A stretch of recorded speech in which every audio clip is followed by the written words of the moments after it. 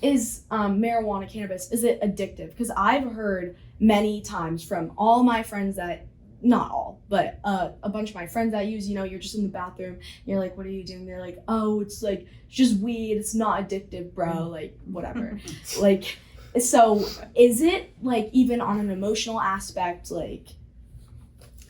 So yes. Yes. I think we have a consensus. So 100% of participants in this conversation agree that yes, cannabis is addictive, and that is a common misconception, is that it is not addictive or not as addictive, or it's rarely addictive. And there's a range of different statistics, and you guys can jump in, but one that I read is that a lot of it has to do with the age of your brain when the brain is exposed. And so for a young person to expose the brain milieu to cannabis or other addictive substances under the age of 18, you're 4 to 7 times more likely to develop a problem with substance use disorder or addiction than somebody that exposes their brain as an adult. So one of the the messages that gets away from the abstinence message on drug use is the later you can wait in your life to expose your brain to a substance with addictive potential, the better.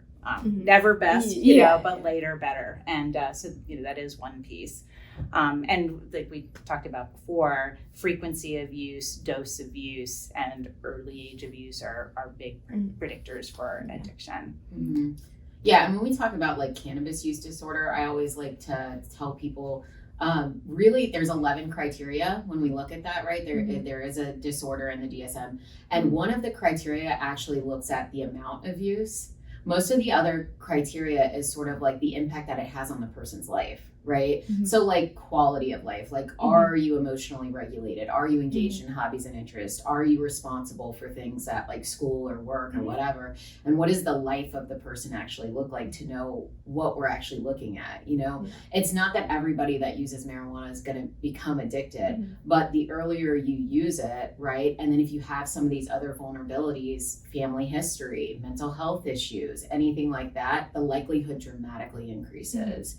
And so with weed, when people are always like, oh, is it addictive? I always kind of chuckle because you can almost get addicted to anything that makes you feel good, right? So like people always forget, like there are people that like have a gambling addiction or a shopping addiction or a sex addiction. So does that mean everybody that buys something off Amazon is going to become addicted? No, but for the person where it satisfies a need within them and it gives them the dopamine hit that they're looking for, that they're not getting elsewhere in a healthy ways, high susceptibility to then want to do it again.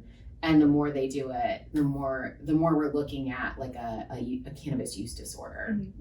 Yeah, and like going off of that, like when I first used cannabis for the first time, it wasn't like I immediately checked off all of those boxes, but like after, multiple situations where I was using it or started using alone or started using like more frequently, some of those boxes start to get checked off one by one to eventually, developing up that like, actually meeting the criteria for cannabis use disorder or substance use disorder.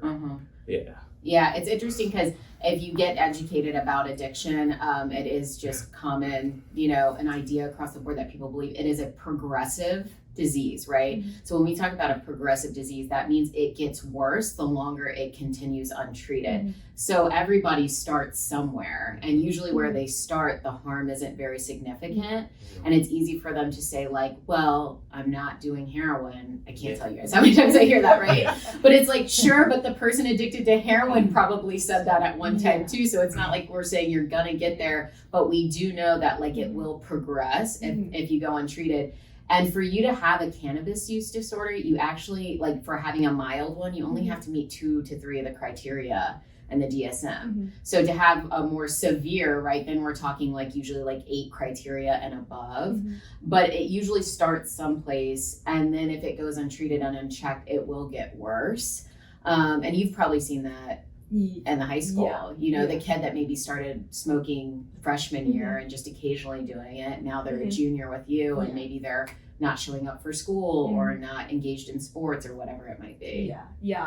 And you see it like all the time, and I think it's so interesting too because it's in completely different crowds of people. Like it is not just your typical stoner in the back of class, big party kid kind of story. It's like people who are genuinely into sports, athletics, you know, band, theater, like you see people like that, and then, you know, you seeing them last year even during COVID, and then seeing them now. Like it's such a big transition from like seeing them freshman year, because it was like freshman year, see everyone, sophomore year I don't, and then now junior year I'm like, some of these people have completely changed, and it's like it's sad, but then it's also like it's not even like their personality, it's like they just don't show up to school anymore. It's like they don't care about this kind of stuff anymore. So it's like you see like that genuine like drug addiction sort of like thing.